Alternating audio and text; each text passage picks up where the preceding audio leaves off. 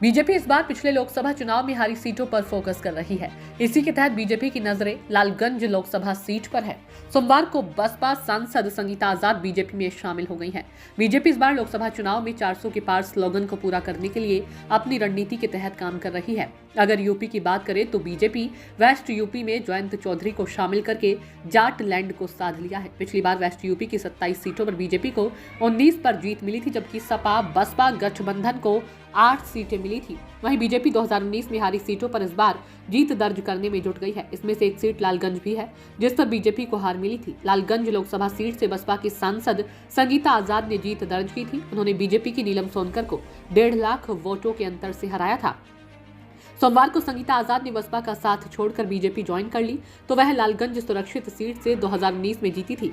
यह सीट सपा और बसपा का गढ़ मानी जाती है। संगीता के बीजेपी ज्वाइन करने से सपा के प्रत्याशी को इस बार तगड़ी चुनौती मिल सकती है। बीजेपी ने यहां से नीलम सोनकर को टिकट दिया है। उनके सामने सपा के दरोगा सरोज है। संगीता आजाद के बीजेपी में आने से सपा और बसपा को नुकसान उठाना पड़ सकता है।